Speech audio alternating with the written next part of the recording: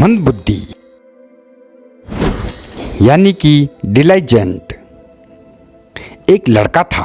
वह पढ़ाई में काफ़ी कमज़ोर था। विद्यालय में सब उसे मंदबुद्धि कहते थे।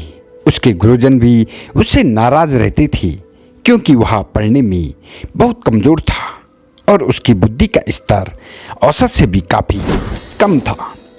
दोस्तों, हमारी आपसे गुजारिश है कि यदि कहानी आपको अच्छी लगे तो कमेंट्स बॉक्स में यस और यदि खराब लगे तो कमेंट्स बॉक्स में नो अवश्य लिखें। हमें आपके कमेंट्स का इंतज़ार रहेगा। तो चलिए बिना किसी देरी के बढ़ते हैं कहानी की ओर। लड़का पढ़ाई में कमज़ोर होने के कारण कक्षा में उसका प्रदर्शन हमेशा ही खराब रहता था और बच्चे उसका मजाक उड़ाने से कभी नहीं चूकते। पढ़ने जाना तो मानो एक सज़ा के समान हो गया था। वह जैसे ही कक्षा में घुसता और बच्चे उस पर हंसने लगते थे। कोई उसे महामूर्ख तो कोई उसे बैलों का राजा कहता था। यहाँ तक कि कुछ अध्यापक भी उसका मजाक उड़ाने से बाज नहीं आते। इन सबसे परेशान होकर उसने एक दिन स्कूल जाना ही छोड़ दिया। अब वह दिन भर इधर उधर भटकता रहता और अपना समय बर्बाद करता था। एक दिन इसी तरह कहीं से जा रहा था। घूमते घूमते उसे प्यास लग गई। वह इधर उधर पानी खोजने लगा। अंत में उसे एक कुआं दिखाई दिया और वह कुएं के पास गया और कुएं से पानी खींचकर अपनी प्यास बुझाई।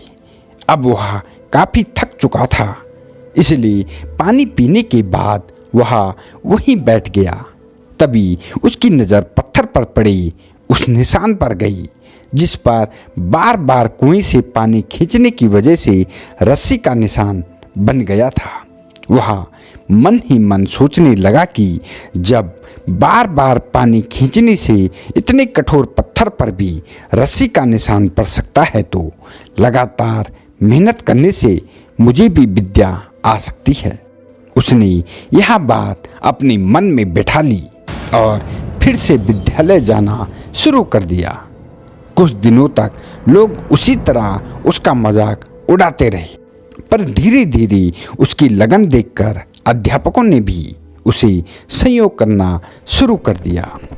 उसने मन लगाकर अथक परिश्रम किया।